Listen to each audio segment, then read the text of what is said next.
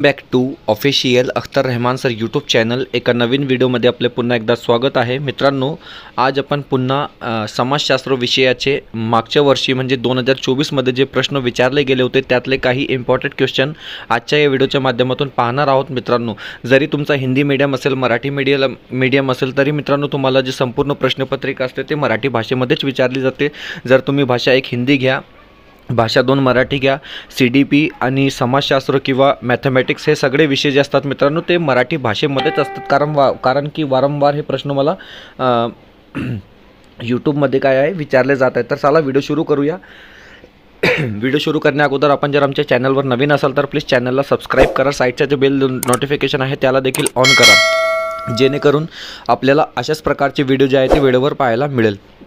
तर हे बघा मित्रांनो, प्रश्न क्रमांक 1.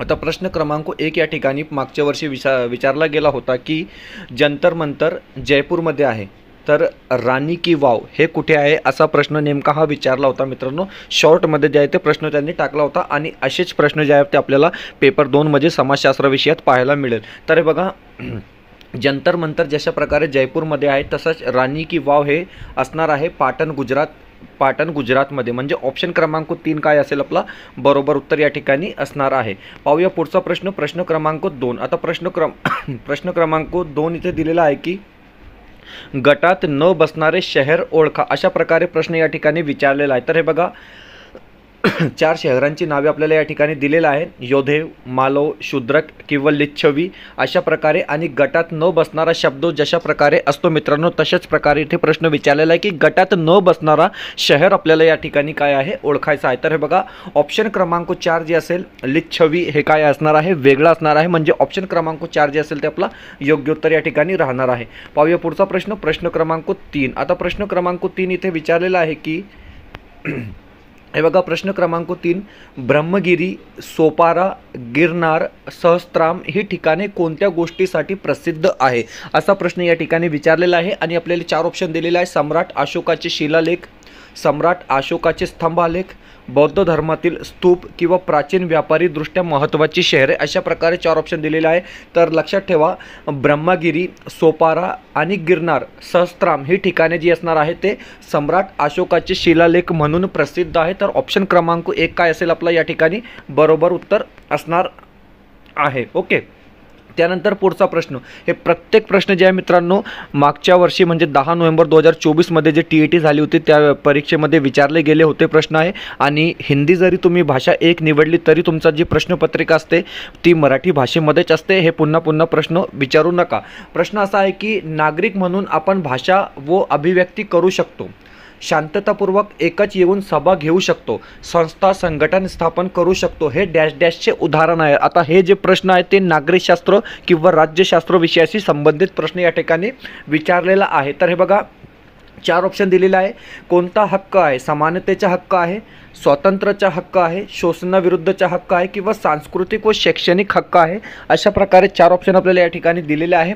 आणि ऑप्शन क्रमांक बी काय असेल आपला बरोबर उत्तर या ठिकाणी राहणार आहे, स्वातंत्र्याचा हक्क या ठिकाणी आपलं योग्य उत्तर असेल. पाहूया पुढचा प्रश्न, प्रश्न क्रमांक 5. आता पुन्हा तशाच प्रकारे प्रश्न या ठिकाणी विचारलेला आहे की गटात न बसणारा शब्द ओळखा किंवा गटात न बसणारा देश ओळखा, अशा प्रकारे प्रश्न या ठिकाणी विचारलेला आहे. 4 ऑप्शन दिलेले आहे, जर्मनी, इटली, स्पेन आणि अमेरिका. तर हे बघा मित्रांनो, याचे स्पष्टीकरण सुद्धा मी या ठिकाणी तुम्हाला देणार आहे, परंतु या ठिकाणी जे बरोबर उत्तर आहे आपले ते अमेरिका असणार आहे. अमेरिका या ठिकाणी काय आहे तर योग्य उत्तर आहे, कारण ती गटात न बसणारा देश म्हणजे अमेरिका. आता याचे स्पष्टीकरण सुद्धा या ठिकाणी आपण ॲड केलेलं आहोत. तुम्ही स्पष्टीकरण सुद्धा या ठिकाणी पाहू शकतात की जर्मनी, इटली व स्पेन हे तिन्ही देश युरोप खंडात आहे. तर हे बघा, लक्षात ठेवा की जर्मनी असो, इटली असो वा स्पेन असो, हे तिन्ही देश जे आहे ते युरोप खंडात आहे. पण अमेरिका हा देश युरोपमध्ये नसून उत्तर अमेरिका खंडात आहे, त्यामुळे युरोप खंडातील देश या गटात अमेरिका बसत नाही, म्हणून अमेरिका काय असेल आपला योग्य उत्तर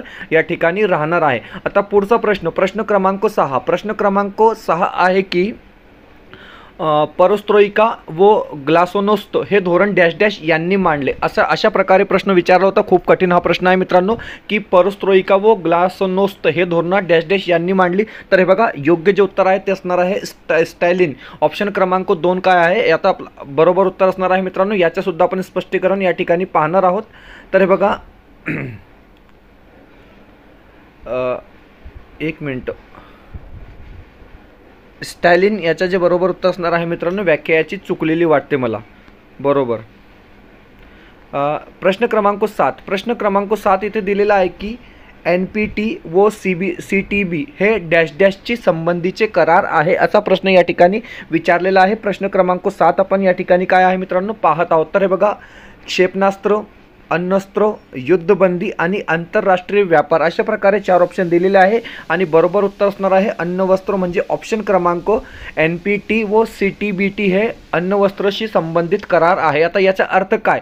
तर हे बघा, याचा अर्थ असा आहे की NPT अण्वस्त्र प्रसार रोखण्याचे करार 1968, ओके, आणि CTBT फुल फॉर्मसुद्धा इथे दिलेला आहे, सर्व प्रकारच्या अणुचाचण्यावर बंदी घालण्याचा करार 1996 मध्ये केला आहे. त्यामुळे हे करार अण्वस्त्र संबंधीचे आहेत. ओके.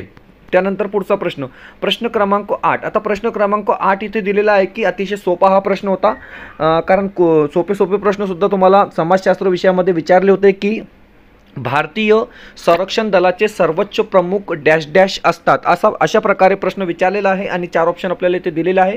राष्ट्रपती असतात, प्रधानमंत्री असतात, गृहमंत्री असतात किंवा संरक्षण मंत्री असतात, अशा प्रकारे 4 ऑप्शन दिलेले आहे. तर हे बघा मित्रांनो, लक्षात ठेवा, हा प्रश्न वारंवार परीक्षेत विचारला जातो की भारतातील संरक्षण दलाचे सर्वोच्च प्रमुख राष्ट्रपती असतात, म्हणजे ऑप्शन क्रमांक 1 काय असेल आपलं या ठिकाणी बरोबर उत्तर असणार आहे. ऑप्शन क्रमांक 1 जे असेल ते मित्रांनो राईट आन्सर आहे. ओके. पुढचा प्रश्न, प्रश्न क्रमांक 9. प्रश्न क्रमांक 9 इथे दिलेला आहे की पुढीलपैकी कोणत्या विषयाशी संबंधित विधेयकाचा समावेश अर्थ विधेयकात होतो, असा प्रश्न या ठिकाणी विचारलेला आहे मित्रांनो. अर्थ विधेयकात कशाचा समावेश होतो? 4 ऑप्शन दिलेले आहे. केंद्रशासित प्रदेशाला राज्याचा दर्जा देण्याबाबत, आयकर कररचना प्रणालीत बदल करण्याबाबत, संविधान दुरुस्ती करण्यासंदर्भात किंवा नवीन शैक्षणिक धोरण राबविण्यासंदर्भात. तर हे बघा मित्रांनो,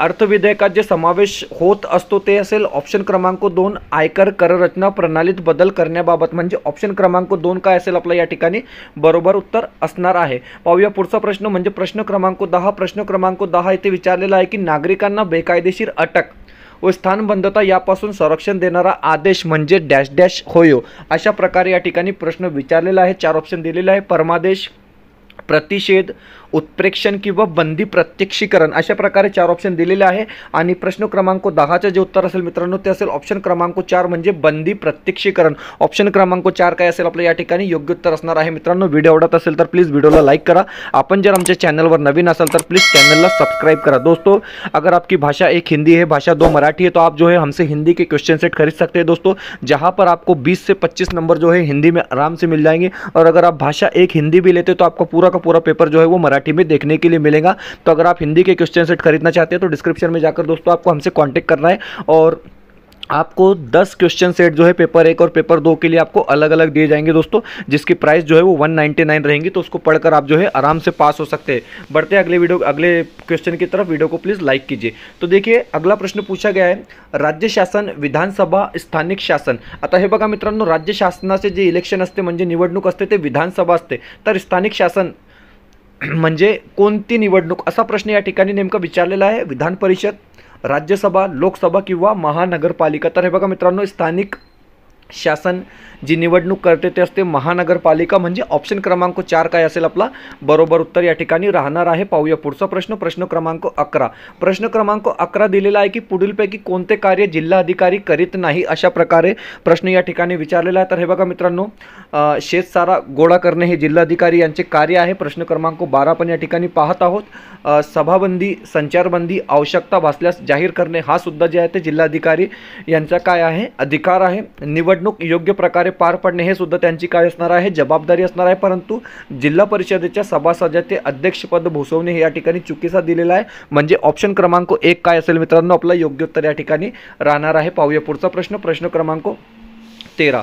प्रश्न क्रमांक 13 इथे दिलेला आहे की मतदारसंघ निर्माण करण्याचे काम निवडणूक आयोगाची डॅश डॅश समिती करते. अशा प्रकारे राज्यशास्त्र विषयाशी संबंधित हा प्रश्न या ठिकाणी विचारलेला आहे. 4 ऑप्शन दिलेले आहे, निवड, मतदान, वेळापत्रक किंवा परिसीमन. आता कोणती समिती करते, काय प्रश्न आहे की मतदार संघ निर्माण करण्याचे काम कोणती समिती करते. तर हे बघा मित्रांनो, परिसीमन समिती जी आहे ते मतदान संघ निर्माण करण्याचे काम करते. म्हणजे ऑप्शन क्रमांक 4 जे असेल ते आपलं योग्य उत्तर या ठिकाणी राहणार आहे. आता पुढचा प्रश्न इथे विचारलेला आहे, अभयारण्य म्हणजे काय असा प्रश्न या ठिकाणी विचारलेला आहे मित्रांनो. 4 ऑप्शन दिलेले आहेत, जेथे अरण्याच्या वाढीस मुक्तता दिली जाते, जेथे मानवाला सुरक्षितता दिली जाते, जेथे प्राणी पक्षी मुक्तपणे संचार करतात किंवा जेथे मानवाला प्राण्यांच्या हिंसेपासून अभय मिळते. तर हे बघा मित्रांनो, अतिशय सोपा हा प्रश्न होता आणि पर्याय क्रमांक 3 काय असेल आपला योग्य उत्तर या ठिकाणी असणार आहे, जेथे प्राणी पक्षी मुक्तपणे काय करतात तर संचार करतात. ऑप्शन क्रमांक 3 जे असेल आपलं योग्य उत्तर या ठिकाणी राहणार आहे. पुढचा आणि शेवटचा प्रश्न मित्रांनो, 10 नोव्हेंबर 2024ची प्रश्नपत्रिका आपण या ठिकाणी पाहत आहोत मित्रांनो. 60 प्रश्न जे आहेत ते तुम्हाला समाजशास्त्रामध्ये विचारले जातात. 15-15 प्रश्न करून आपण जवळपास 4 व्हिडिओ या ठिकाणी पाहणार आहोत मित्रांनो.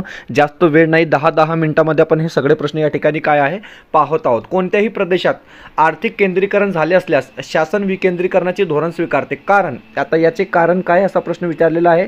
4 ऑप्शन दिलेले आहे, एकाच प्रदेशाचा विकास सर्वाधिक व्हावा, दुसऱ्या प्रदेशात मुबलक जागा उपलब्ध असते म्हणून, लोकसंख्या सर्वत्र समान वितरित होण्यासाठी किंवा सर्व प्रदेशाच्या आर्थिक विकास होण्यासाठी. तर हे बघा मित्रांनो, कोणत्याही प्रदेशात आर्थिक अधिक केंद्रीकरण झाले असल्यास शासन विकेंद्रीकरण धोरण स्वीकारते, कारण की सर्व प्रदेशाच्या आर्थिक विकास होण्यासाठी. म्हणजे ऑप्शन क्रमांक 4 काय असेल आपला योग्य उत्तर असणार आहे. तर मित्रांनो, व्हिडिओ आवडत असेल तर प्लीज व्हिडिओला लाईक करा, चॅनलवर नवीन असेल तर प्लीज चॅनलला सबस्क्राईब करा. मित्रांनो, जवळपास 67 दिवस जे आहे ते परीक्षेला बाकी आहे मित्रांनो. आजपासून जर तुम्ही तयारीला लागले, 15-15, 20-20 मिनिट क्वेश्चन डेली जर तुम्ही केले मित्रांनो, तर म्हणजे जवळपास तुम्हाला 90+ मार्क्स जे आहे ते आरामात मिळेल. कारण 3% रिझल्ट जे आहे ते 2024च्या परीक्षेचा लागलेला आहे. भेटूया पुढच्या व्हिडिओमध्ये काही नवीन प्रश्नांसोबत.